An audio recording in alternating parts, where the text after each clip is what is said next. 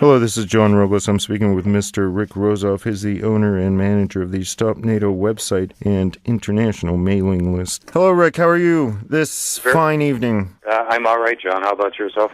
Pretty good. NATO's been very active lately. Can you give us a few details about what they're up to and maybe a little bit about this new cyber war directive where NATO's declaring hackers military targets? That's exactly what the new NATO manual identifies hackers as being, is, fair game for military attacks, both cyber and otherwise, incidentally. So it's not so much retaliation in the cyber sphere strictly as, potentially launching a cruise missile at them is, a drone-fired missile, as one of your guests recently, Bill Blum, said about Julian Assange, that I believe his words were that there's a drone with Julian Assange's name on it. And NATO then reserves the right to launch attacks, cyber and otherwise, on anyone they identify as being a hacktivist, that is hacking into military and even civilian sites in Europe. And this is coordinated through what's called a NATO Center of Excellence on Cyber Affairs, on cyber warfare, really, and the capital of Estonia, Tallinn, which was set up directly to confront Russia several years ago after an alleged Russian-based series of attacks on websites in Estonia. But NATO's been active in a number of other fronts, too, as you mentioned in your question. Mm-hmm. First of all, they have crafted the latest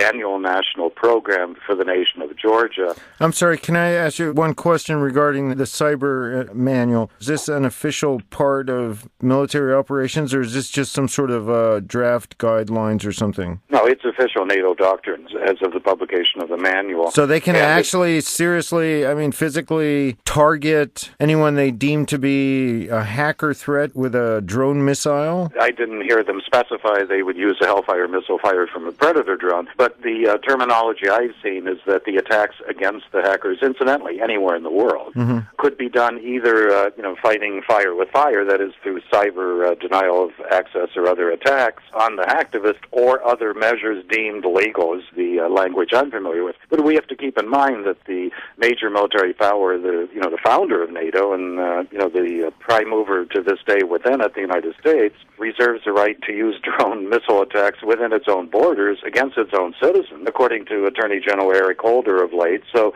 that it shouldn't surprise us that the military bloc headed by the United States arrogates to itself the right to launch military attacks. And this is quite in keeping also, incidentally, with the U.S. Cyber Command, which was set up in 2010, the first cyber warfare command set up in the world. And wherever the U.S. goes, NATO is sure to follow, and very quickly thereafter. So it shouldn't surprise us mm-hmm. that, NATO is also, this was discussed, incidentally, roughly a year ago at the NATO summit in Chicago, that cyber warfare was one of the major components, one of the major emphases that NATO was placing, in addition to things, matters like so-called missile defense, that is interceptor missile programs, and the development and extension of the NATO response force for military interventions globally. It's worth noting that today's news also quotes Supreme Allied Commander Europe for NATO, who is also the commander of U.S. European Command, Admiral James Stavridis, stating that NATO essentially has contingency plans for replicating the Libyan scenario inside Syria. This is as of today. Mm-hmm. As I was about to explain, NATO has crafted the latest annual national program for the nation of Georgia. So NATO's active on a number of fronts, and some of the stories I mentioned indicate way out of the territorial area responsibility for the North Atlantic Treaty Organization if they're talking about military actions in Syria, which incidentally follows the report of a couple of days ago that the U.S. is considering drone strikes inside Syria.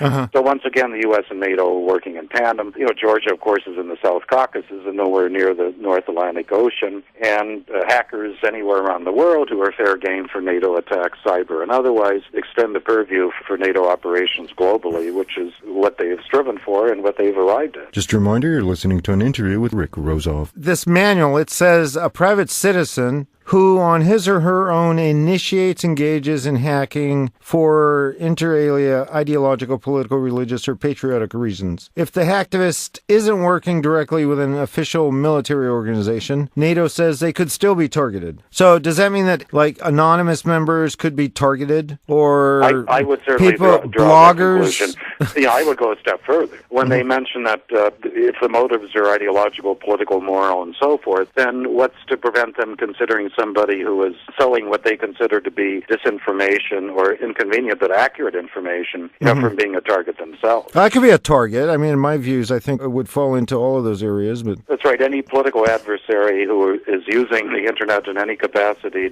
counter to what how NATO envisions the world being structured, technically, I suspect. As you mentioned, even an individual hacker with no organizational affiliation could, according to the terminology of the excerpt you just read, be considered a target, a potential target. Hacking could be almost anything, really. I mean, it could be somebody who's just downloaded a picture from NATO's site and added some words to it or something. On the NATO website itself, it expressly forbids the use of any material, print, or image if in any way it mocks or ridicules NATO. So now it's apparently a crime.